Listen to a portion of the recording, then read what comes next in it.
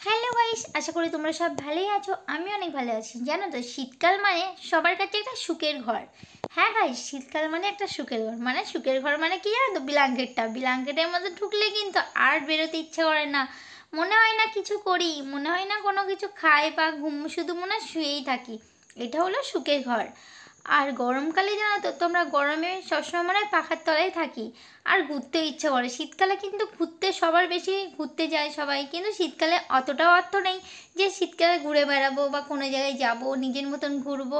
শীতকালটা মানে অনেক বড় রাত, আর গরমকালটা মানে অল্প রাত। তোমরা সকলেই জানো, দেখতে দেখতে শীতকালটা কিন্তু কাটতে চায় না, আর গরমকালের রাত কিন্তু একদম কেটে যায়। আর শীতকালের রাত অনেক বড় হয়, তোমরা সকলেই জানো। আমি তোমার সাথে সেটাই শেয়ার করছি। আর তোমরা যদি কেউ বলো যে শীতকাল তো পড়তেই হবে, হ্যাঁ, শীতকাল তো পড়ে অবশ্যই ভালো। কেন শীতকাল না পড়লে কিন্তু সবার শরীর খারাপ হয়। আর যেমন শীতকাল না পড়লে যে সুস্থ থাকা যায় না। আর শীতকালটা সব দিক দিয়েই ভালো, সত্যি কথা বলতে শীতকাল পড়া চাই। আমি চাই সকলের কাছে একটাই অনুরোধ করছি, তোমরা সবাই শীতকাল বেশি ভালোবাসো না গরমকালকে বেশি ভালোবাসো, তোমরা কমেন্ট করে জানো। আর আমার এই ভিডিওটা দেখো, আমার ভিডিওটা দেখার জন্য আরও সবাই একটু শেয়ার করো বা লাইক করো। আর আমার চ্যানেলে যারা যারা নতুন আছে, প্লিজ চ্যানেলটি সাবস্ক্রাইব করো।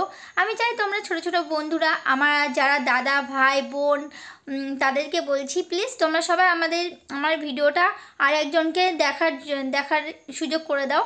এটাই আমি চাই তোমাদের কাছে, আর কিছু চাই না। চলো, ভিডিওটা তোমাদের কেমন লাগলো, ভালো লাগলে লাইক কমেন্ট শেয়ার করতে একদম ভুলো না। নেক্সট ব্লগে দেখা হচ্ছে। Bye bye, love you.